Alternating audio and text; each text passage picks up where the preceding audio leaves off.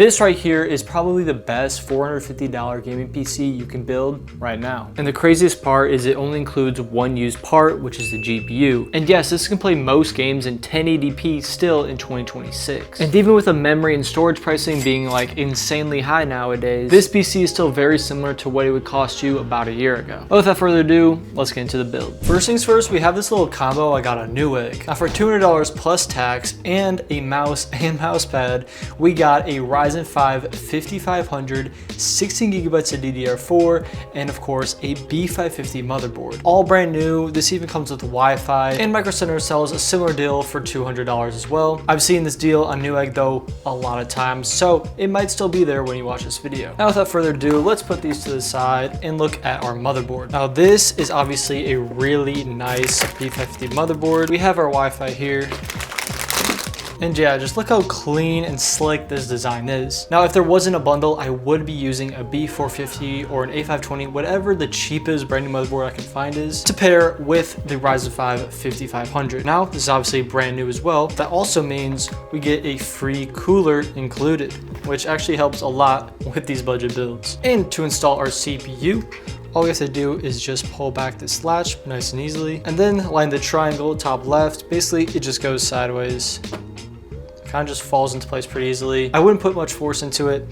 And then here you have to apply some, and then basically just make sure that latch is on, and here you go, a nicely installed CPU. Now next we have our RAM. Obviously nowadays RAM is super hard to get for a good price, so in order to even come close to $450, we have to get a bundle deal here, and this is brand new RAM. So if you go used, you obviously have more choices and you can get it for cheaper. But yeah, this is a very solid kit. 16GB at 3200 megahertz will do the job just nicely, especially at this budget. I mean, honestly, this will work for PCs up to like $900 plus. You can take each RAM stick out like this, and now it will line up, and then just apply some force until you hear that click. And once again, now before we install our cooler, we have a 500GB NVMe from Patriot. Now this did not come with a bundle, but this came in plenty of other bundles in the past. And yeah, I mean, these are basically throwaways, but now these are worth upwards to like 90 bucks. So that's why I have this one specifically. But I have found some deals around that $70 mark, so I guess you could price it at that. I honestly thought in the past that I would be using these as just throwaways in builds and probably never as the main drive. And what's really nice is we don't even need screws. You just slide this one right out. So yeah, just line it up and then easily slots right in. And since we don't have a screw, push this down and it stays locked in. Now we can install our Wraith cooler. And as we can see, this requires removing these two brackets.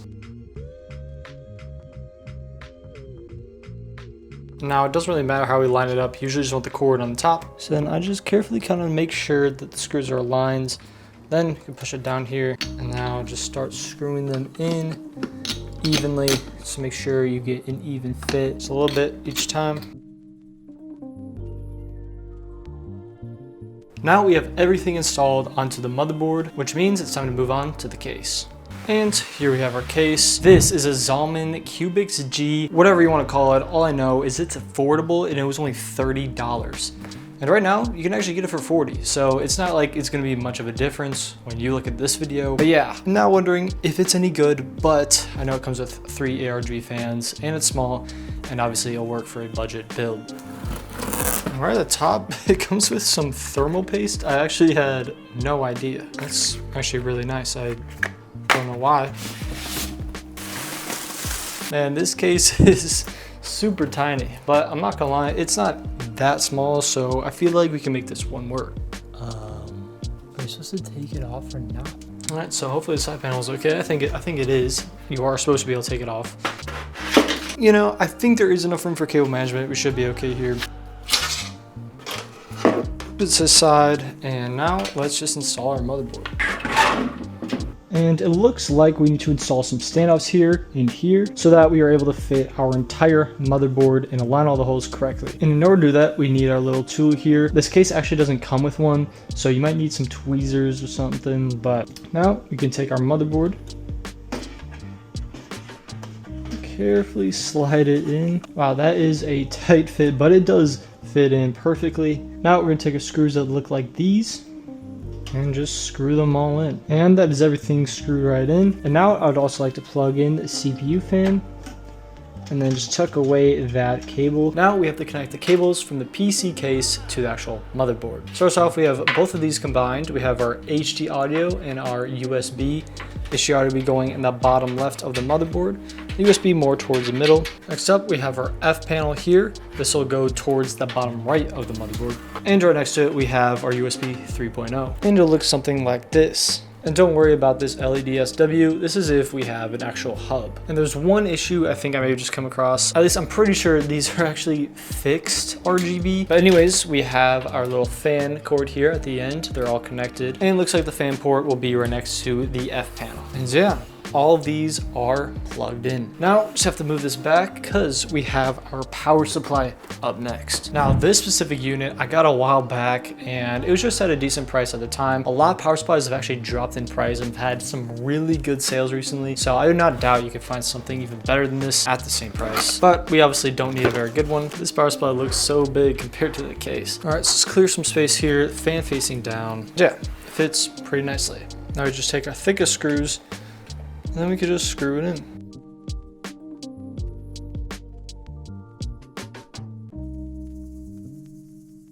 And that is all screwed in. Now we just have to worry about this mess we have created. First, just sort out what we actually need. First and foremost, we definitely need the power. So I'm just gonna slot that through. And plugs in pretty nicely. Now our CPU, this just goes in the top right. And just make sure that is fully in. I can just tell cable management is gonna be pretty difficult on here. But all we need next is our PCIe. And I'll just go through the bottom. That makes it a lot easier. And now we have these cables, which we're just gonna have to find some room for. There's definitely space back there. Yeah, I am not looking forward to cable managing, but yeah, I mean, we are almost done here. All we have to do now is just unscrew this. Let's have to pop out this bracket and also the one below it. Just gonna pop back the PCIe now. And here we have our GTX 1060 6GB. Now the 6GB is very important because that is a much better version to the 3GB. Now this is of course used. I got it a while back at a pretty solid price and it is white, so it will match our build. Now I will probably go back and clean it a little bit. It's not too dirty. I think it used to be and I'm pretty sure I did end up cleaning it a bit. So yeah, all that's left to do is just slide this in like so. Push it in a little bit. Plug in our power. Now we're gonna have to do a little bit of cable managing here, but we were able to take our screw here and then just screw it in the middle one and the top one as well. Now I can put a bracket back on. Now I'm not gonna lie, a cable extension will probably look nicer. There are some things I probably want to change. Also, looks like these cords are going to touch the fans, so I want to power it on and make sure that also does not happen. For the video, I thought I would show you guys what I'm doing here for the GPU. We have the heatsink off, we unscrewed all of it, and yeah, some dust, not too bad. Pretty dirty out here, I'm not gonna lie. And well, as it's not a great example here, the fan wasn't really able to spin much, so I'm gonna have to make sure the fan blades are actually able to move as easily as the other one. Also, here's the graphics card.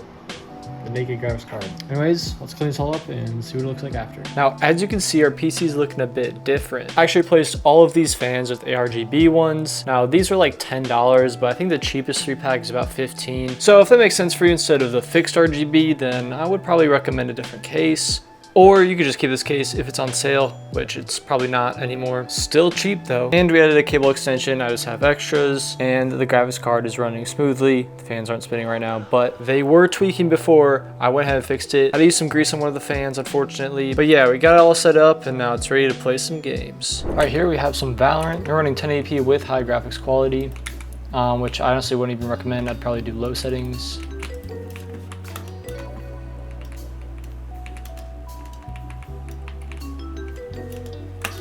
Oh jeez. We're getting like pretty much 300 FPS there. It doesn't really go below 200, so you're probably not gonna have a monitor that can even handle that if you're buying this computer, so that's already pretty good.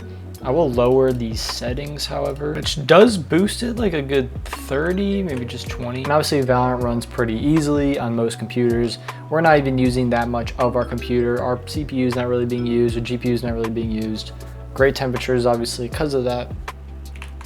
No. Bro.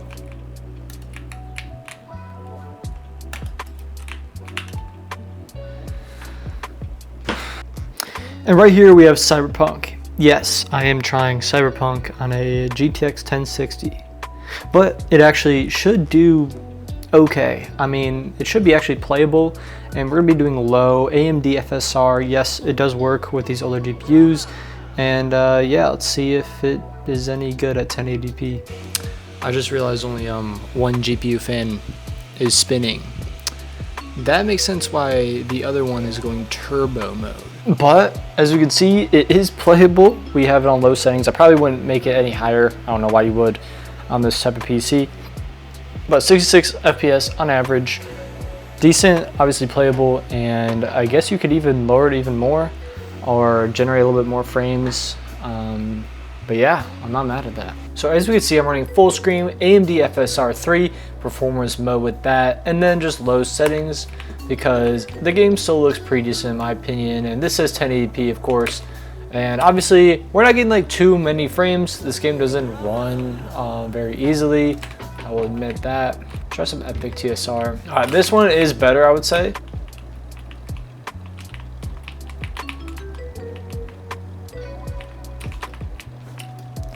That was fun.